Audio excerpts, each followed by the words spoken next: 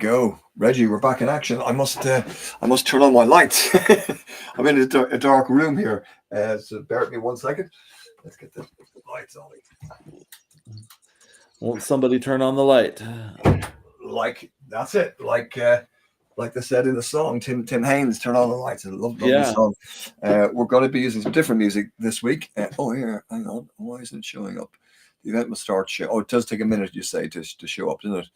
Yeah, about 30 seconds. Yeah. Okay. Is it coming up live on yours yet? Not yet. Okay. It will in just a sec. Okay, you have the faith in the technology. Somebody turn on the light. There we It's go. live now. That's it. Like they said in the song, Tim Haynes, "Turn on the lights." Okay. Yeah. So we're going to be using some different. There we go. There's the sound effects sorted. Okay, it's 12:59, so we start in 1 minute. Reggie, how's it going in lovely Fort Worth, in Texas? Going great. Doing well. Back home, not at 8,600 feet elevation anymore, like I was a couple weeks ago, but That's right. enjoying a mild summer by Texas standards. How about you? Oh, it's great. Yeah. Yeah, it's we are in the middle of August and it's lovely here. It's a nice time of year. So the weather's changing quite a bit actually, but it's lovely. It's fresh and it's blue skies. It's perfect.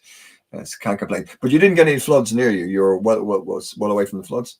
Yeah, those have been further south in central Texas. A lot of tragedy. We've been spared where we're at, but yeah, a lot of heartbreak from that. Right. Okay. Well, look, it's 1 o'clock, and that means it is a time to do our little chat. So, welcome everybody to the Sustack Plans Chat Club. We are here. I'm in London, PR Smith, and we've got Reggie Johnson in Texas, and we've got as always, a very busy session. But we always start our sessions with a little bit of music from undiscovered artists. I must tell you a story, maybe time allowing, at the end of a story or a potential lawsuit that came from playing one of the pieces of music. It was picked up because we saved these on YouTube as well, and YouTube threatened to close one of my channels down because they said it might be a breach of copyright because we play this track without a license, and I wouldn't do that. I cleared the license permission from the original author with whom I play football. And so it's all sorted itself out, but it's good to see. It just shows you that they can monitor copyright issues, across millions and billions of data. They can track stuff down and make it happen, and When they want to. if they want to, exactly. Alrighty, so here's a lovely track called Orchid Boy. By Orchid Boy. That's his pen name, if you like, and it's "Could I Be Free Like You," and it's very relevant to today's changing. Can I be free like you? Can I be free like you? Can I be free like you?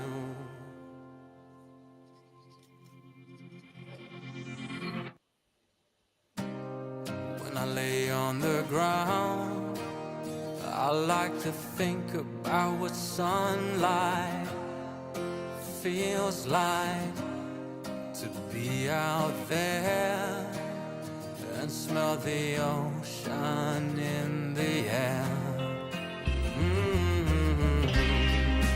Can I be free like you? And I'll be free like you. We take it for granted sometimes, Reggie, don't we? The joy of freedom. So great song. We'll play the full thing.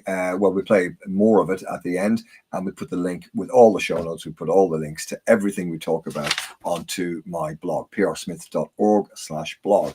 So we post everything back up there. Now, what are we going to talk about today? We've got a busy session. We are talking about ChatGPT 5 is unveiled, I think it was yesterday.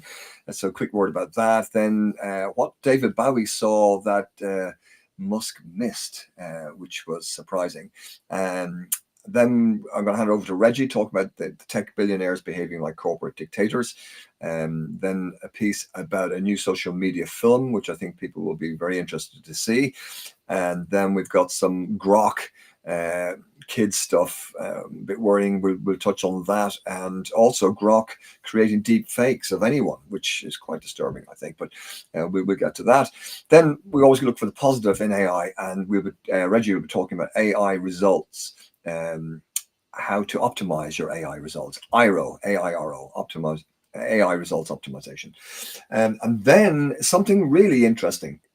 AI that stops attention deficit. Now,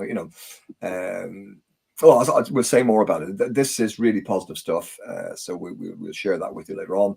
And time allowing, we'll also cover a piece about transparency. Finally, we've got transparency kicking in with AI, at least over here in Europe. And also a nice piece which overlaps with the transparency piece is tourist spots, one created for New York City and one created for Dublin City, my town where I was born and bred. And it's a very, very interesting comparison. So we'll have a look at that time allowing. So it's 4 minutes past 1. We've got a lot to cover. I guess we really should be kind of covering it. Well, covering as much as we can. But yesterday was GPT-5, and Sam Altman noted 700 million people are now using ChatGPT every week, and it's doubled its revenue in the first 7 months of this year. So it appears to be generating $1 billion a month, and probably likely to be valuated at 500 billion when the employee stock sale occurs. I'm not sure when that is, but it's coming, it's imminent. So you can see the kind of money involved here. OpenAI, will they dominate this world? Maybe the chatbot world? Certainly for consumers, I would say they look to be the most dominant at the moment, with Google's Gemini coming up behind them, Grok, X's, Musk's Grok behind that, and Meta, Llama would be behind that, I'm guessing. It's interesting to see, GPT probably are the number one position today, a bit like Apple in the mobile market. Gemini maybe next. And so will it be that one day, AI, X's AI, Grok, and Meta's Llama will just fade away? Maybe Meta won't allow that to happen. Zuckerberg's thrown a lot of money at it, but it was a big moment yesterday as GPT-5 was unveiled. So anybody with comments about any of this stuff, please do let us know how you find it, and that kind of feedback is useful. Okay, moving on to the next, or the main item really here, was what Bowie saw and Elon Musk missed all these years ago. That one sounds interesting. Yeah, it is, because this is Elon Musk in 1998, before most people would ever have heard of him, and he called the internet the be-all and end-all of all media. Okay, so this is kind of a revolutionary, tells us it's going to cause a revolution, it's going to change everything. It lets choosers want what they want, when they want, etc., etc. We've heard it all before. So that's fair enough. And Musk was saying, oh, it's the ultimate convergence, a single platform where every previous medium would fold and flatten into a personalized, intelligent feed. Now, that was 1998, Elon Musk. Thank you, Elon, for that. 1999, David Bowie saw something much stranger and messier with the emergence of the internet. And he described it as a single platform where every previous medium would fold. Sorry, he described it as something more sinister, stranger and messier than was described by Musk. So he said, it's not about convergence, but it's a mechanism of the collapse of singular truth. So this is what Bowie said. It's not a convergence, but it's a mechanism of the collapse of a singular truth. And the internet didn't unify anything; it fragmented everything, is what Bowie said. And he reflects and said that it magnified the fragmentation of society. That's what the internet will do. So what was once a shared reality, known truths and known lies, Bowie said, is now dissolving into multiplicity. There's always 2, 3, 4, 5 sides to every question. But he said, therefore, the internet, in Bowie's words, is exhilarating and terrifying. Now, that was 1999. So Musk saw it in 98 as a power handler to the user. Bowie saw it as a structure melting into uncertainty. Now, this is written by Naz Urbanov. This is his observation, his post. We'll put a link to Naz Urbanov's post about this, because I thought it was really, really fascinating, the two perspectives, and really how accurate Bowie was in his observation. So, Bowie went on to talk about effectively echo chambers, algorithmic polarization, and a loss of shared reality. And so what Bowie saw and Musk missed is that this kind of tech doesn't change how we find what we want to consume. It changes how and with whom we communicate. And this in turn reshapes who we are, what we produce, and how we relate to each other. And in that space of how we relate to each other, Reggie, this occurs to me, how we relate to each other, Bowie's kind of vision of this. Well, maybe it includes what you're going to talk about next, which is, the big tech bros behaving like corporate dictators. Because I think that's what Bowie was getting at. He was hinting at that it's not going to be as perfect as, and it could be abused. And so, was he right? Is it true? Are corporate dictators out there? Is the business world heading that way? What's your take? There's been a lot of you wanting me to jump into this topic or give because there's been a lot of talk about the tech bros and the broligarch, which we've talked about, the broligarchs, and I think there's really something to that. I mean, the rise of right-wing populism and authoritarian style governing has got a lot of people asking what's next after the United States. Are we living in a very close to a post-democratic world? Where there's post-democratic authoritarianism. Well, this was in Futurism. Joe Wilkins wrote it, but he's talking about this theory by tech journalist Gil Duran, and Gil Duran calls this theory the Nerd Reich. The Nerd Reich. And he talked about this in an interview with The Verge podcast Decoder. And it's a theory that a growing number of Silicon Valley elites, which this all sounds very familiar to what we've been talking about, are pursuing a power that's rooted in kind of a tech feudalism, really in profit and really in the ultimate power of money and total control of the platforms that define reality for people. Now, does that sound familiar to what David Bowie was saying? The platforms that define reality for people, total control of those platforms would be the what would you say, the reasoning behind rule. And so the Nerd Reich is this idea that we've got these right-wing ideas championed by ruthless, as he called it, ruthless tech overlords, people like right-wing Palantir founder Peter Thiel, CEO Elon Musk, we know about him, Mark Andreessen, the venture capitalist, Brian Armstrong, cryptocurrency titan, and of course, Sam Altman as well. We've got a number of different sources where they've shown some of their true colors, even though they haven't come right out and explicitly said this.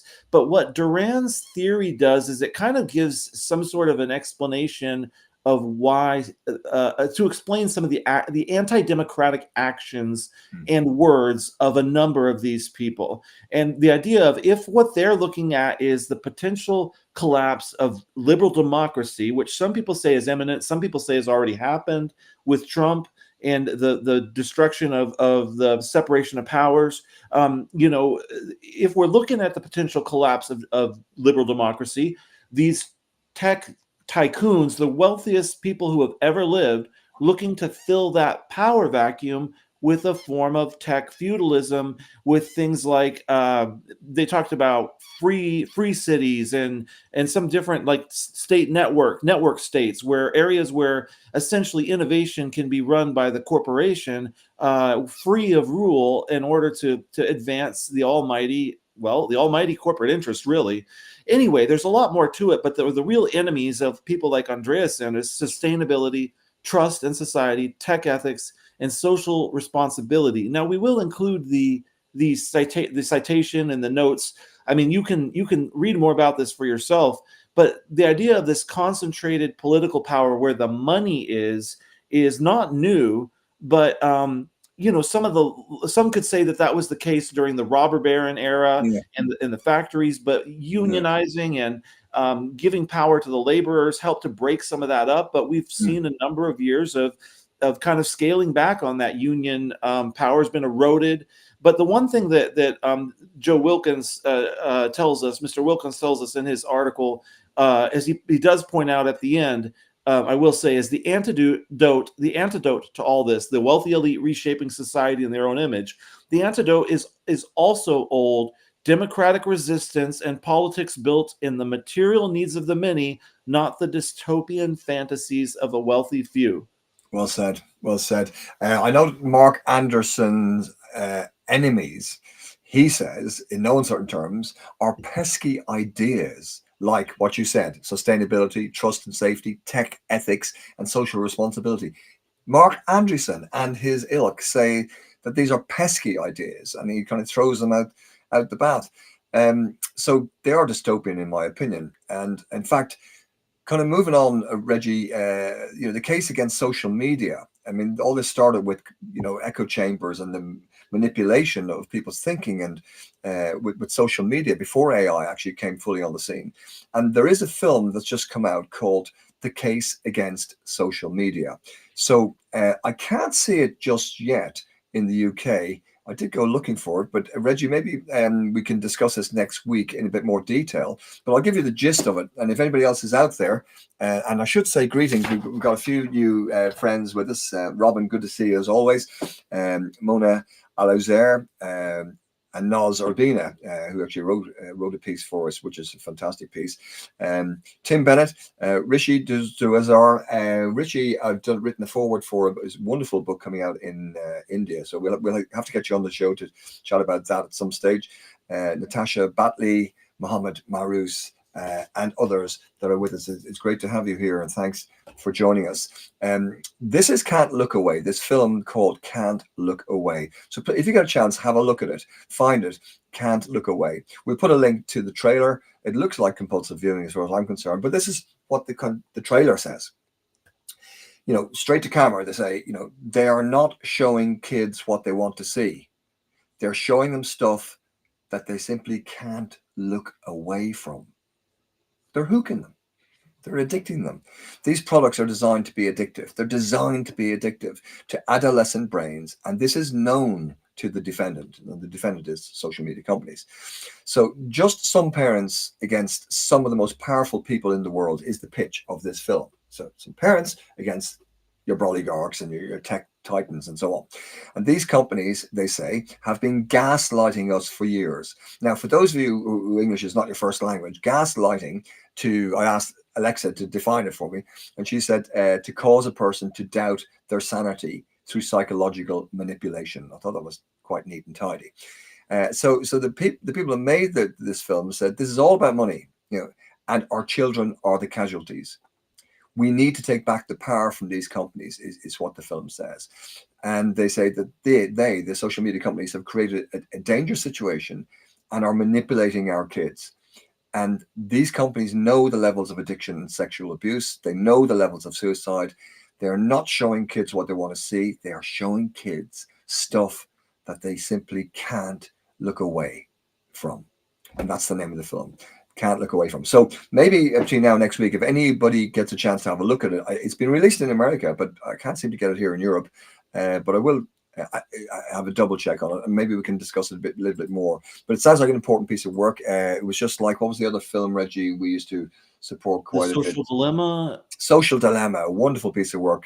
So this is the latest version. It's launched by Bloomberg Originals. That in itself is very significant.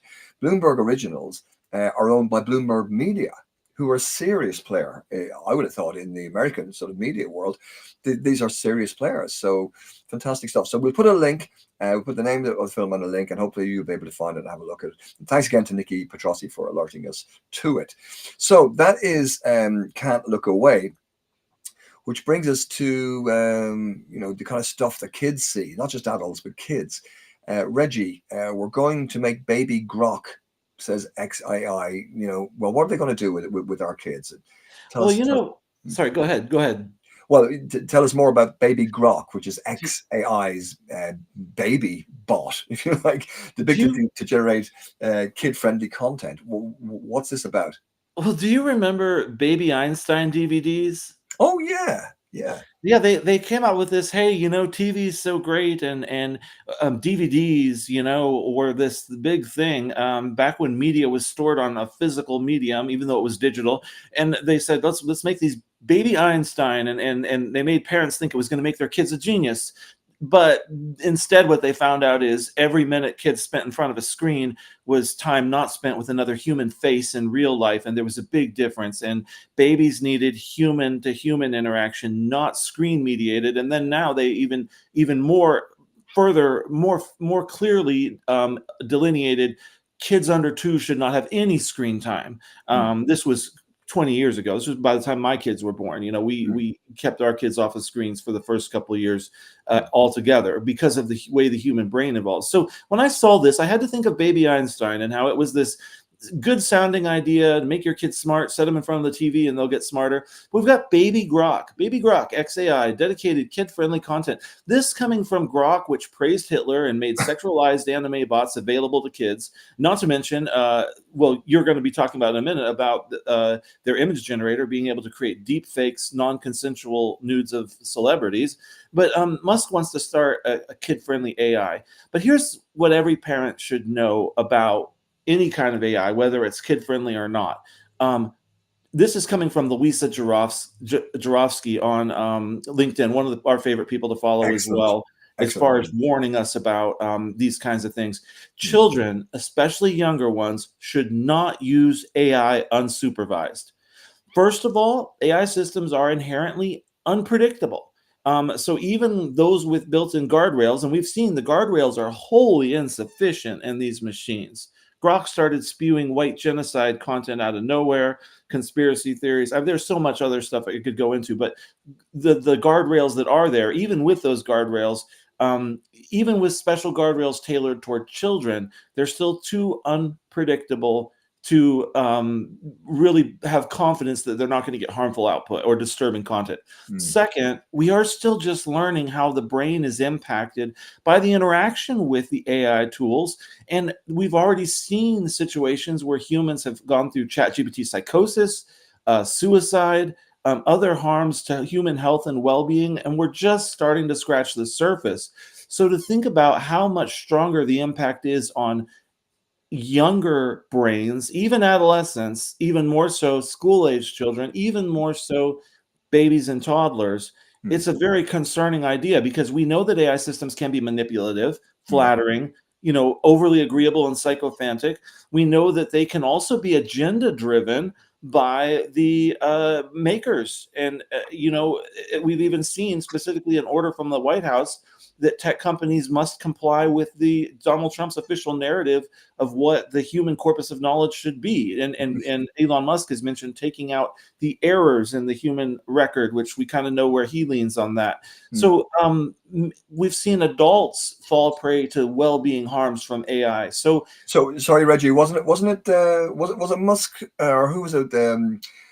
Somebody asking a question about their homework, and the next thing they start getting a diatribe about South African white racism. Yes, exactly. That they're asking about that, and all of a sudden it started talking about a conspiracy theory from South Africa. It's a kind of a racist conspiracy theory. Yeah. So really, there's lots of documented cases of people becoming, anxious, emotionally detached, dependent, and even delusional. Those are some of the extreme things that we've heard about. So the bottom line. Go ahead. The bottom line is, Reggie? The bottom line is children's brains are still forming. They shouldn't be exposed to AI unsupervised. And the idea of having a kid-friendly AI is really naive and probably not a great idea at this point. Kids should not use AI unsupervised. I think that's it. Game, set, and match. Kids should not use AI unsupervised at this point, even though we're being told it's the best sort of teacher you could ever have, etc.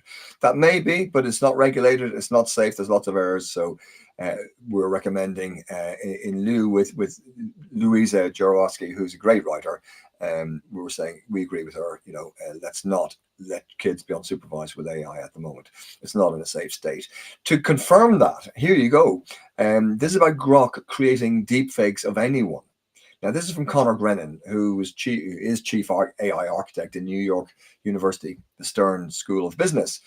And Connor knows his stuff. And he just reported a piece which I saw, which is quite interesting. And it said that, since they've launched it on Monday, this is Grok's deepfake machine, there have been 34 million images created since Monday.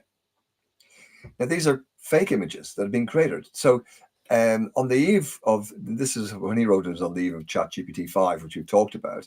Connor says, don't ignore Grok's spicy mode. It's got a spicy mode in there. So if you go to Grok and its image generator, you'll often end up being invited or the option to create something explicit. So because you're given 4 choices, you're given custom, normal, fun, and spicy. So Spicy is completely different. It generates uncensored,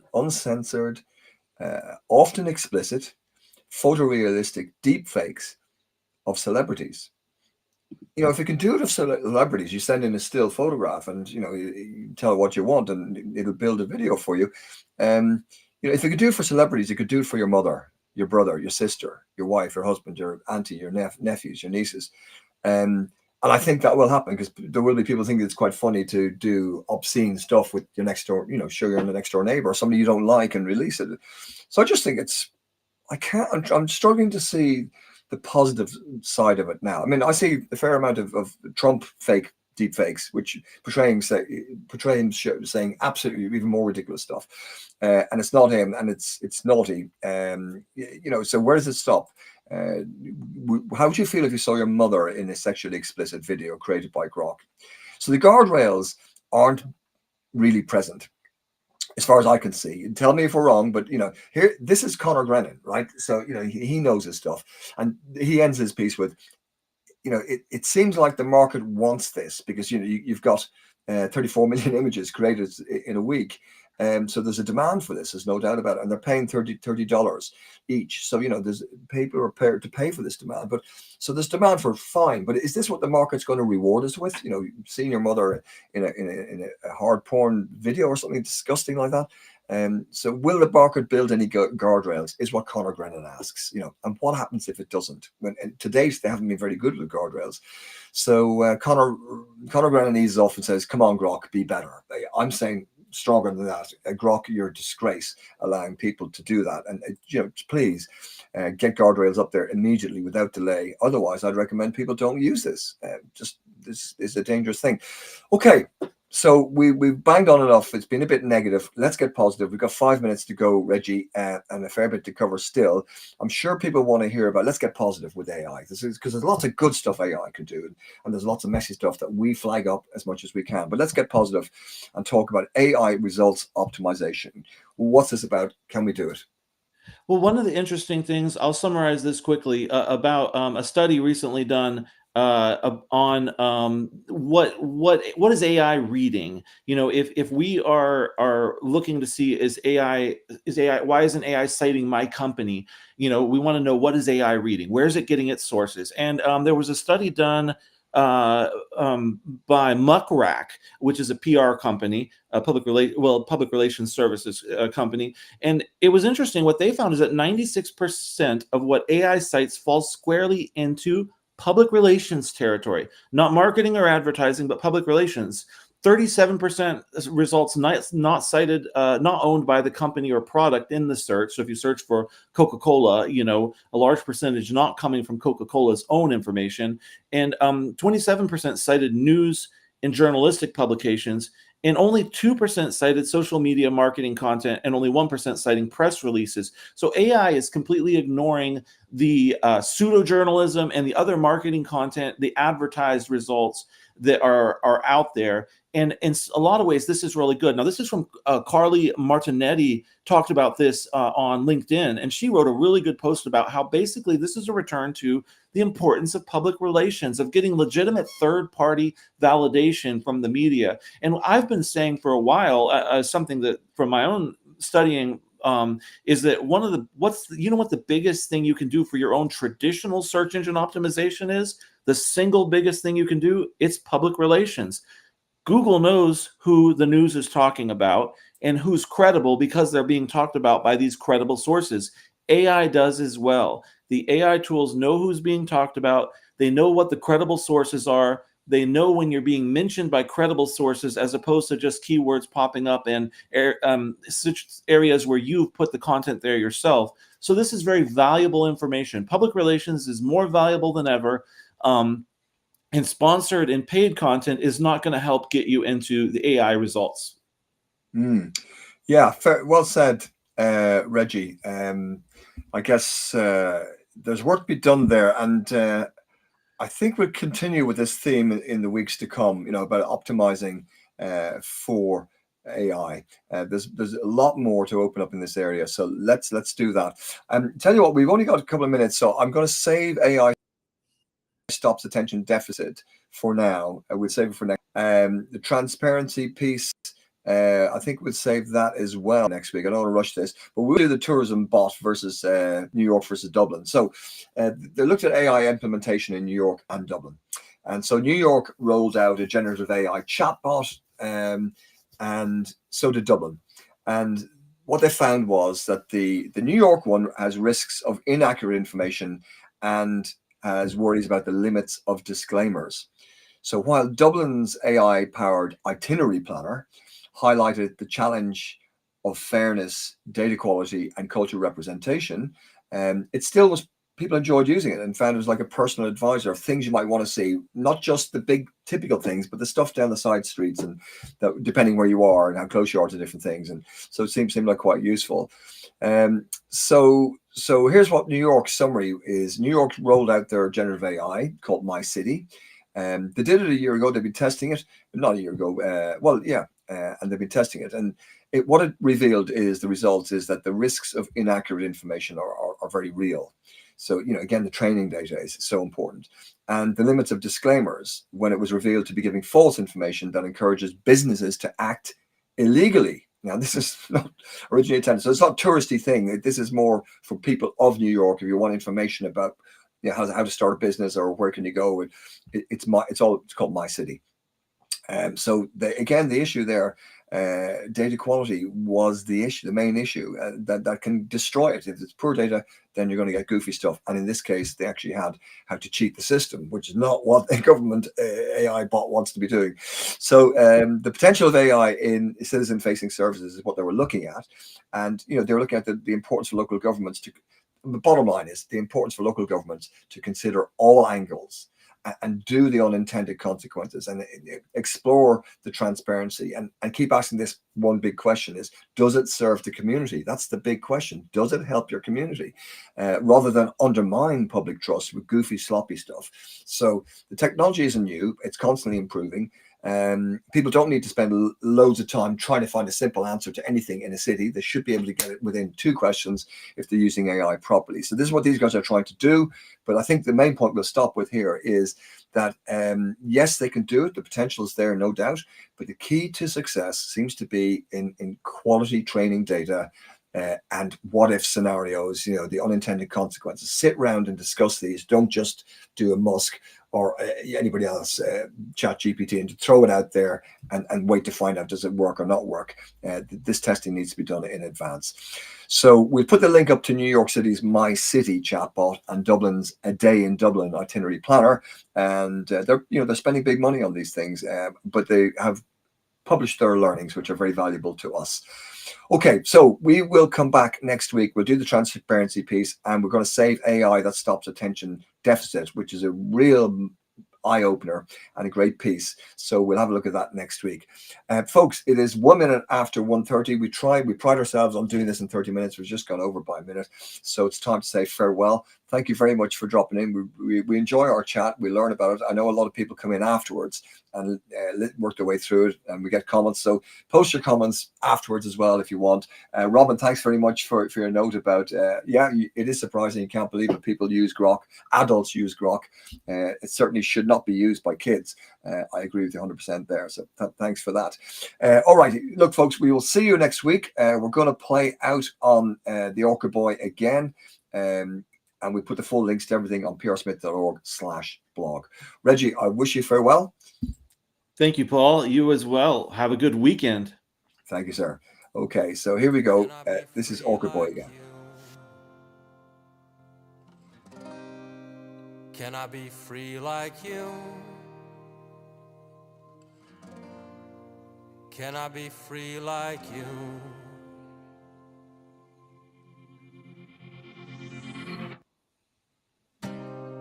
When I lay on the ground, I like to think about what sunlight feels like, to be out there and smell the ocean in the air. Can I be free like you? Can I be free like you? Can I be free like you? Can I be free like you? Will the world be kind if I cross the border and I stare it in the eye? And if I count to 10, might I wake in the midst of a billion stars again? Can I be free like you?